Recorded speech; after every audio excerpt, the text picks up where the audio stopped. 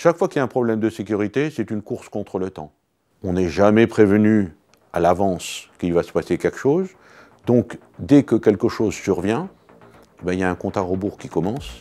Et il faut que vous soyez le plus près possible de l'information de la survenance dans votre réaction.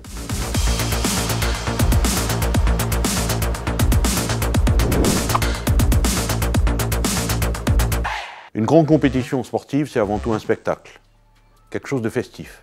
La sécurité est donc là pour éviter que rien ne vienne gâcher la fête. Bien évidemment, les menaces sont toujours les mêmes, de la délinquance jusqu'au terrorisme.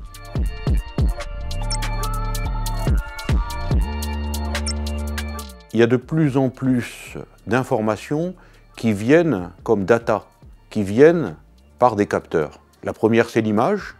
La deuxième, c'est la géolocalisation. Au-delà, on peut avoir beaucoup d'autres types de data. Par exemple, la météo, dans quel sens va souffler le vent, de savoir si des portes sont ouvertes ou si elles sont fermées, de savoir s'il y a un métro qui va arriver dans 10 minutes. La data, c'est une liste non exhaustive, infinie.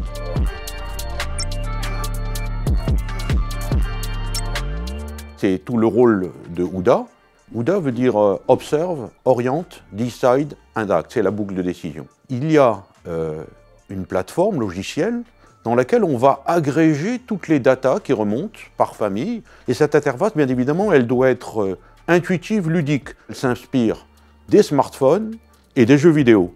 Et ensuite, tout ce qu'on fait, on va le faire intuitivement. Tiens, j'ai envie que la personne qui est ici sur ma carte aille ici. C'est de l'espace, c'est du temps.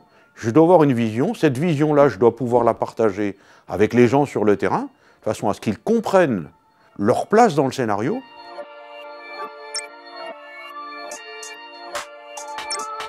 Ce sont bien évidemment les forces de sécurité, celles qui ont par exemple des très grandes villes à gérer. Ce sont les personnes qui ont des infrastructures critiques. En France, ça pourrait être des centrales nucléaires. Également, tous les gens qui font des grands événements. La Coupe du monde de rugby, les Jeux olympiques.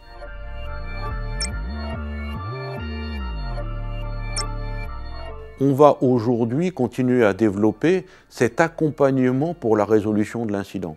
Donc, on commence à travailler sur des principes, bien évidemment sur la réalité augmentée, bien évidemment sur la géolocalisation à l'intérieur des bâtiments, bien évidemment sur tout ce qui rassemble les métaverses. L'innovation, ça va nous permettre encore de raccourcir cette boucle du temps qui est si décisive dans le monde de la sécurité.